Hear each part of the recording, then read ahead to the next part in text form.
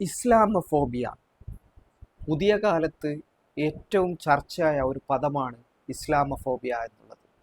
അന്താരാഷ്ട്ര തലത്തിൽ UN തന്നെ ഇസ്ലാമോഫോബിയ എന്നുള്ള ഒരു ദിനം പോലും പ്രത്യേകമായിട്ട് കൊണ്ടാടി.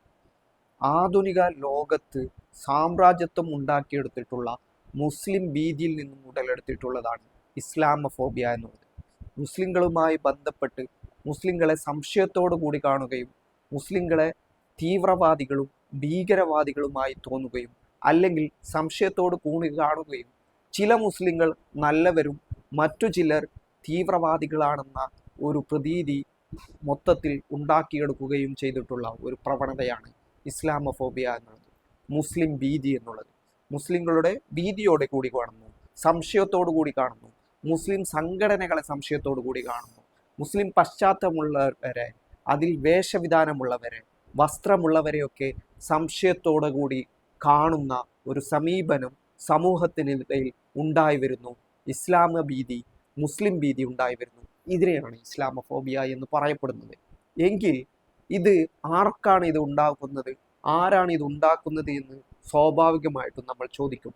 അങ്ങനെ ചോദിക്കുമ്പോഴാണ് ഇതുണ്ടാക്കുന്നത് സാമ്രാജ്യത്വവും സയനിസവും ഒക്കെയാണെന്ന് പറയപ്പെടുമ്പോൾ പോലും ഈ ഭീതി ഉണ്ടാക്കിയെടുക്കുന്നതിൽ മുഖ്യധാര രാഷ്ട്രീയ പാർട്ടികളുടെ ആളുകളും അത് മതേതര പക്ഷത്ത് നിലകൊടുക്കുന്നു എന്ന് വിശ്വസിക്കുന്നവരും ചിലപ്പോഴൊക്കെ ഈ നിലപാടുകളിലേക്ക് മാറുന്നുണ്ട്.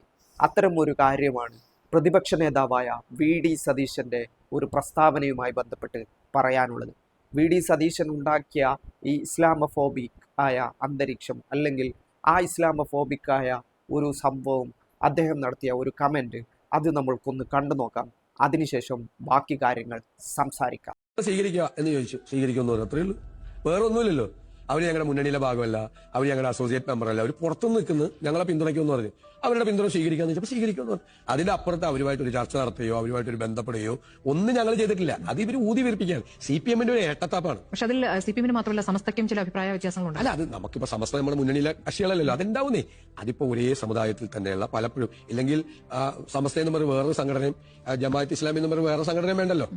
എല്ലാവരും കൂടി ഒരുമിച്ചാണെങ്കിൽ അല്ലല്ലോ. അതൊക്കെ ഓരോ സംഘടനയും ഉണ്ടാക്കിയിരിക്കുന്നത് ഓരോ ലക്ഷ്യവും ഓരോ ആശയവും വെച്ചിട്ടാണ്. അവർ തമ്മിൽ അഭിപ്രായ വ്യത്യാസം ഉണ്ടാവും.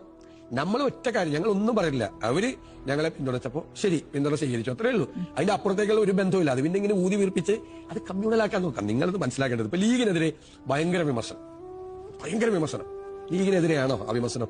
അല്ല, അത് വിഷയം കമ്മ്യൂണലാക്കാൻ നോക്കുക. CPM-ന്റെ ബുദ്ധിയാണ്. ഞാനൊരു മറുചോദ്യം ചോദിക്കട്ടെ. ഇന്ത്യൻ യൂണിയൻ മുസ്ലിം ലീഗ് ദുർബലമായി, ഇല്ലാതായി എന്ന് വെച്ചു, ദുർബലമായെന്ന് വിചാരിച്ചു. ആ സ്പേസ് ആരും ഉണ്ടാവും? ഞാൻ കേരളത്തിന്റെ പൊതുസമൂഹത്തോടാണ് എന്റെ ചോദ്യം. ആ സ്പേസ് തീവ്രപക്ഷ നിലപാടുകളുള്ള ആളുകൾ കൊണ്ടുപോകും. അതുകൊണ്ട് കേരളം പിന്നെ ഉണ്ടാവോ? ഞാൻ ലീഗിന്റെ സാന്നിധ്യവും ലീഗിന്റെ ശക്തിയും ഉണ്ടാകണം എന്ന് വിചാരിക്കുന്ന ഒരു രാഷ്ട്രീയ പ്രവർത്തകനാണ്. നമ്മൾ എപ്പോഴും കേരളത്തെക്കുറിച്ച് ആലോചിക്കുമ്പോൾ ഉണ്ടാകണം. ബാബറി മസ്ജിദ് തകർന്നതിന് ശേഷം ഇന്ത്യ മുഴുവൻ കലാപം നടക്കുമ്പോൾ പാണക്കാട് ശിഹാബ് തങ്ങൾ എടുത്ത സ്റ്റാൻഡ് എന്താ? അപ്പോ ലീഗിന് തീവ്രത പോരാ എന്ന് പറഞ്ഞ് ലീഗ് വിട്ടുപോയ ഒരു കക്ഷി തോളത്ത് വെച്ചിട്ടാണ് ഈ CPM നമ്മളോട് സംസാരിക്കുന്നത്. ഏത്? ബാബറി മസ്ജിദ് തകർന്ന കാലത്ത് ലീഗ് തീവ്രമായ നിലപാട് എടുത്തില്ല എന്ന് പരാതി പറഞ്ഞ് ലീഗ് സ്പ്ലിറ്റ് ഒന്നും ഉണ്ടായില്ല, കുറച്ചുപേര് പോയിട്ടുണ്ടാക്കിയ ഒരു പാർട്ടി ഇവരുടെ തോളത്തിരിക്കുകയാണ്, അവരുടെ CPM-ന്റെ. എന്നിട്ട് നമ്മളെ വർഗീയത പഠിപ്പിക്കാൻ വരികയാണ്. അവര് ഓരോ കാലത്തും എടുത്തിരിക്കുന്ന സ്റ്റാൻഡ്, ഇപ്പോഴും അവര് ഫൈറ്റ് ചെയ്യുന്നത് ആ സമുദായത്തിലെ തീവ്രപക്ഷ നിലപാട് എടുക്കുന്നവരുമായിട്ടാണ് അവർ ഫൈറ്റ് ചെയ്യുന്നത്. ഒറ്റ പൊളിറ്റിക്കൽ ക്വസ്റ്റൻ ആണ്, സോഷ്യൽ ക്വസ്റ്റൻ ആണ്. അത് അവര് ദുർബലമായാൽ ആ സ്പേസ് ആരും കൊണ്ടുപോകും. അത് കേരളത്തെ അപകടത്തിലേക്ക്. VD സതീശനോട് സ്മൃതി പരുത്തിക്കാടെന്ന ആങ്കർ ചോദിക്കുന്ന ഒരു ചോദ്യമുണ്ട്. ആ ചോദ്യം ജമാഅത്ത് ഇസ്ലാമിയുമായി ബന്ധപ്പെട്ടാണ്, അവരുടെ വോട്ട് വാങ്ങുന്നതുമായി ബന്ധപ്പെട്ടാണ്. അതിന് VD സതീശൻ പറയുന്ന മറുപടി, അവർ ഞങ്ങൾക്ക് പിന്തുണ നൽകുന്നു, ഞങ്ങൾ ചർച്ചയൊന്നും നടത്തുന്നില്ല, ഞങ്ങൾ പിന്തുണ ചോദിക്കുന്നൊന്നുമില്ല, അവർ തരുന്നു, ഞങ്ങൾ സ്വീകരിക്കുന്നു. അവർക്ക് സമസ്തയും ഈ ജമാഅത്ത് ഇസ്ലാമിയൊക്കെ രണ്ട് വിഭാഗങ്ങളാണ് മുസ്ലിങ്ങൾക്കിടയിൽ. അതുകൊണ്ട് അവർ അഭിപ്രായ വ്യത്യാസങ്ങളുണ്ടെന്നും അത് അവർ രണ്ടും ഞങ്ങളുമായി ബന്ധപ്പെട്ട ആളുകളല്ല എന്നതാണ്. ഓക്കെ, ജമാഅത്ത് ഇസ്ലാമിയുടെ കാര്യം അങ്ങനെയാണ്. ഈ ജമാഅത്ത് ഇസ്ലാമി ഇത്രയും കാലം LDF-ന്റെ കൂടെ ആയിരുന്നു, അപ്പോഴും പ്രശ്നമുണ്ടായിരുന്നില്ല എന്നൊക്കെ VD സതീശൻ പറഞ്ഞു വരുന്നുണ്ട്. അവസാനമാണ് VD സതീശൻ ഇതിലെ അദ്ദേഹത്തിന്റെ ചില പരാമർശങ്ങൾ പിന്നീട് പറയുന്നത്. അതെന്താണ് പറയുന്നത്? മുസ്ലിം ലീഗ് ഇവിടെ ദുർബലമായാൽ ചില തീവ്ര വിഭാഗക്കാർ കടന്നു വരും, അവർക്ക് പകരമായി അവർ കേരളത്തെ ഇല്ലാതെയാക്കും. അതായത് മുസ്ലിം ലീഗ് അല്ലാത്ത രാഷ്ട്രീയ പാർട്ടികൾ, മുസ്ലിം പശ്ചാത്തലമുള്ള രാഷ്ട്രീയ പാർട്ടികൾ എന്നുള്ളത്, അല്ലെങ്കിൽ സംഘടനകൾ എന്നുള്ളത്, മുസ്ലിം ലീഗിനെ പിന്തുണക്കാത്ത രാഷ്ട്രീയ വിഭാഗങ്ങൾ എന്നുള്ളത്, അവർ കേരളത്തിൽ പ്രശ്നമുണ്ടാക്കാൻ വരുന്നവരാണെന്നും അവർ കുഴപ്പക്കാരാണെന്നും അവർ കേരളത്തെ കലാപഭൂമിയാക്കുമെന്നാണ് VD സതീശൻ പറയുന്നത്. അപ്പോൾ മുസ്ലിം ലീഗ് അല്ലാത്ത, മുസ്ലിം ലീഗ് നല്ല മുസ്ലിമും മറ്റുള്ളവർ ചീത്ത മുസ്ലിമുമായി ഇതോടുകൂടി മാറുകയാണ്. രണ്ട് തരം മുസ്ലിങ്ങളെ VD സതീശൻ ഉണ്ടാക്കുകയാണ്. അതാണ് ഇതിൻ്റെ ഏറ്റവും വലിയ പ്രശ്നം എന്നുള്ളത്. അതായത് നേരത്തെ തന്നെ മുസ്ലിങ്ങളിലെ ചിലർ തീവ്രവാദികളാണെന്നും മറ്റുള്ളവർ നല്ലവരാണെന്നും എന്നുള്ള ഒരു പ്രതീതി ഉണ്ടാക്കിയിരുന്നു. ആ പ്രതീതിയുടെ ബാക്കി പത്രമാണ് ഇപ്പോൾ VD സതീശൻ നടത്തുന്ന ഈ പ്രസ്താവനകളുടെ അപകടം എന്നുള്ളത്. VD സതീശൻ എന്നുള്ളത് ഉത്തരവാദപ്പെട്ട കേരളത്തിൻ്റെ കോൺഗ്രസിൻ്റെ നേതാവും പ്രതിപക്ഷ നേതാവുമാണ്. അങ്ങനെയുള്ള VD സതീശൻ ഒരു കാര്യം പറയുമ്പോൾ അതെന്താണ്? മതേതരത്വ മുഖമുള്ള ആളാണ് VD സതീശൻ, മതേതരത്വ പക്ഷത്ത് നിൽക്കുന്നു എന്ന് പറയുന്ന ആളാണ് VD സതീശൻ. എങ്കിൽ VD സതീശന്റെ നിലപാട് എന്നുള്ളത് മുസ്ലിം ലീഗുകാർ നല്ല ആളുകളും മുസ്ലിം ലീഗുകാർ ഇവിടെ നിലനിൽക്കേണ്ടവരും മുസ്ലിം ലീഗ് അല്ലാത്ത മുസ്ലിം സംഘടന രാഷ്ട്രീയ പശ്ചാത്തലമുള്ള ആളുകൾ അവർ തീവ്ര വർഗീയവാദികളായ കുഴപ്പക്കാരാണെന്നാണ് ഇവർ VD സതീശൻ പറയുന്നത്. ബാബരി മസ്ജിദ് തകർത്ത സമയം അദ്ദേഹം ഉദാഹരണമായി പറയുന്നുണ്ട്. ബാബരി മസ്ജിദ് തകർത്ത സമയത്ത് ഇന്ത്യയിലെമ്പാടും കലാപങ്ങൾ ഉണ്ടായി. കേരളത്തിൽ കലാപങ്ങൾ ഉണ്ടാകാതിരുന്നത് അല്ലെങ്കിൽ കേരളത്തിൽ മുസ്ലിം ലീഗിന്റെ നിലപാട് മൂലമായിരുന്നു, അതായത് ഷിയാബ് തങ്ങളുടെ നിലപാട് മൂലമായിരുന്നു എന്നുള്ളതാണ് VD സതീശൻ പറയുന്നത്. കാലങ്ങളായി പറഞ്ഞ് തഴമ്പിച്ച് കേട്ട കാര്യമാണിത്. ബാബരി മസ്ജിദ് തകർത്തപ്പോൾ കേരളത്തിൽ കലാപമില്ലാതിരുന്നത് മുസ്ലിം ലീഗ് കാരണമാണ് എന്നതാണ്. എങ്കിൽ അവിടെ മറ്റൊരു ധ്വനിയുണ്ട് അതിന്. കാരണം കേരളത്തിലെ മുസ്ലിങ്ങൾ കലാപത്തിന് വേണ്ടി കോപ്പ് കൂട്ടുകയായിരുന്നു. ഷിയാബ് തങ്ങൾ പറഞ്ഞത് കൊണ്ട് മാത്രമാണ് അവർ നിന്നത് എന്നതാണ്. എങ്കിൽ ആ കലാപമുണ്ടാക്കാൻ കോപ്പ് കൂട്ടി നിന്നത് മുസ്ലിം ലീഗുകാരാണോ? മുസ്ലിം ലീഗുകാരല്ലേ ഷിയാബ് തങ്ങൾ പറഞ്ഞാൽ ഒന്നും ചെയ്യണ്ട എന്ന് നിലപാട് സ്വീകരിക്കാൻ കഴിയുക, അല്ലെങ്കിൽ ഒന്നും ചെയ്യണ്ട എന്ന് നിലപാട് സ്വീകരിക്കുക? അങ്ങനെയാണ്. അല്ലെങ്കിൽ ബാബരി മസ്ജിദ് തകർന്നാൽ ഉടനെ കലാപം നടത്താൻ കേരളത്തിലെ മുസ്ലിങ്ങൾ കച്ചകെട്ടി ഉറപ്പിച്ച് നിലയുറപ്പിക്കുകയായിരുന്നു? അങ്ങനെയായിരുന്നു. അതായത് ബാബരി മസ്ജിദ് എന്ന ഇന്ത്യയിലെ മുസ്ലിങ്ങളുമായി ബന്ധപ്പെട്ട ഒരു പ്രധാനപ്പെട്ട ഒരു കാര്യം സംഭവിക്കുന്നു, അതിനെ ആക്രമിച്ച് നശിപ്പിക്കുന്നു. അങ്ങനെയുള്ള ഒരു സാഹചര്യത്തിൽ കേരളത്തിലെ മുസ്ലിങ്ങൾ ഒരു നിലപാട് സ്വീകരിക്കുന്നു. ആ നിലപാട് എന്നുള്ളത് ഇനി ഇവിടെ വെറുതെ ഇരിക്കേണ്ടതില്ല, നമ്മൾ ഇവിടെ ആക്രമണം നടത്തണമെന്ന്. അങ്ങനെ ഒരു നിലപാട് മുസ്ലിങ്ങൾക്ക് ഉണ്ടായിരുന്നു. ഈ ശിഹാബ് തങ്ങൾ ഇതിനെ തടയണമെങ്കിൽ അത്തരമൊരു നിലപാട് ബാക്കിയുള്ള മുസ്ലിങ്ങൾ സ്വീകരിച്ചിരുന്നു. എങ്കിൽ മുസ്ലിങ്ങൾ കുഴപ്പക്കാരല്ലേ? നിയമവ്യവസ്ഥിതി നിലനിൽക്കുന്ന ഒരു രാജ്യത്ത് അത്തരം കുഴപ്പമുണ്ടാക്കണമെന്നുള്ള ചിന്ത പോലും മുസ്ലിങ്ങൾക്ക് ഉണ്ടാവുന്നു എന്നുള്ള ധ്വനി കൂടി അതിനുണ്ട്. അപ്പോൾ ഈ രണ്ട് പ്രശ്നങ്ങൾ അവിടെ നിലനിൽക്കുന്നു. മറ്റൊന്ന് VD സതീശൻ പറയുന്നത്, ബാബരി മസ്ജിദ് തകർത്തപ്പോൾ മുസ്ലിം ലീഗിന് തീവ്രത പോരാ എന്ന് പറഞ്ഞുകൊണ്ട് ഒരു രാഷ്ട്രീയ പ്രസ്ഥാനം ഉണ്ടാക്കുന്നു. അവർ ഇന്ന് LDFന്റെ കൂടെയാണ്, അവരെ LDF കൂടെ കൂട്ടിയിട്ടുണ്ട് എന്നതാണ്. ഇത് INLനെ ഉദ്ദേശിച്ച് പറഞ്ഞതാകാം. INL ഉണ്ടാകുന്ന ഒരു പശ്ചാത്തലം എന്താണ്? ലീഗിന് തീവ്രത പോരാ എന്ന് പറഞ്ഞുകൊണ്ടാണ് INL ഉണ്ടാക്കിയത്. അത് VD സതീശന്റെ വ്യാജ പ്രചരണം മാത്രമാണ്. എന്താണ് INL ഉണ്ടാക്കാനുണ്ടായ പശ്ചാത്തലം? അവിടെ പാർലമെന്റിലെ അന്നത്തെ MP കൂടിയായ സേട്ടു സാഹിബ്, ഇബ്രാഹിം സുലൈമാൻ സേട്ടു സാഹിബ് ഒരു നിലപാട് പറയുന്നു. മുസ്ലിം ലീഗിന്റെ നേതാവായിരുന്നു അദ്ദേഹം മുസ്ലിം ലീഗിന്റെ ഒരു തീരുമാനമായിട്ട് നിലവിലുള്ള അവസ്ഥയിൽ രാജ്യത്തെ ബാബരി മസ്ജിദ് എന്ന പ്രധാനപ്പെട്ട ഇന്ത്യയുടെ നിയമവ്യവസ്ഥയുമായി ബന്ധപ്പെട്ട ഒരു കാര്യം തകർത്ത ഒരു സാഹചര്യത്തിൽ നിലവിലുള്ള ഭരണകൂടമായ കോൺഗ്രസിനുള്ള നരസിംഹ റാവു സർക്കാരിനുള്ള പിന്തുണ പിൻവലിക്കണമെന്ന് ഒരു നിലപാട് പറയുന്നു. ആ നിലപാട് തീരുമാനമായിട്ട് എടുക്കണമെന്ന് പറയുന്നു. എന്നാൽ മുസ്ലിം ലീഗിന്റെ കേരള ഘടകവും മറ്റുള്ള ആളുകളുമൊക്കെ അത് കഴിയില്ല, ബാബരി മസ്ജിദ് തകർത്ത കോൺഗ്രസിനെ പിന്തുണക്കുകയും തുടർന്നും അവരുമായിട്ട് സഹകരിക്കണമെന്നുള്ള നിലപാട് സ്വീകരിക്കുന്നു. ഈ ഒരു പശ്ചാത്തലത്തിൽ ഇബ്രാഹിം സുലൈമാൻ സേട്ട് ആ നിലപാടിനോടൊപ്പം കൂടെ നിൽക്കാൻ കഴിയില്ല എന്നതിൻ്റെ പേരിൽ അദ്ദേഹം മുസ്ലിം ലീഗുമായി തെറ്റുപിരിയുന്നു, മറ്റൊരു രാഷ്ട്രീയ പാർട്ടിയുടെ പ്രവർത്തനം തുടങ്ങുന്നു. അതാണ് INL എന്നുള്ളത്. അത് മുസ്ലിം ലീഗിന് തീവ്രത പോരാ എന്ന് പറഞ്ഞുണ്ടാക്കിയതല്ല.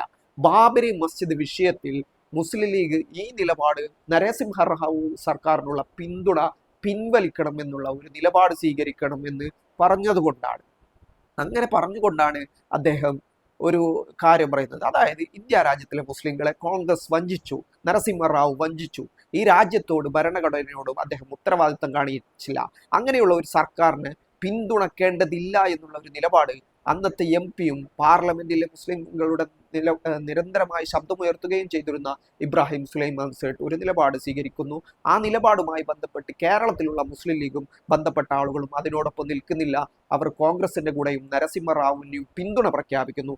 അപ്പോൾ ആ നിലപാടിന്റെ കൂടെ അത്തരം ഒരു തീവ്രമായ അന്തരീക്ഷത്തിൽ ഇത്തരം ഒരു ചതിയുടെ കൂടെ നിൽക്കാൻ കഴിയില്ല എന്ന് പറഞ്ഞുകൊണ്ട് സേട്ടു സാഹിബ് വേറൊരു പാർട്ടി ഉണ്ടാക്കുന്നു. ആ പാർട്ടി പിന്നീട് LDF-ഉമായി സഹകരിക്കേണ്ടി വരുന്നു. കാരണം കേരളത്തിലുള്ള മുസ്ലിം ലീഗുമായി തെറ്റിപ്പിരിഞ്ഞ ഒരു രാഷ്ട്രീയ പ്രസ്ഥാനം പിന്നെയും UDF-ന്റെ കൂടെ നിൽക്കാൻ പറ്റുമോ? പറ്റില്ല, ഒരിക്കലുമില്ല.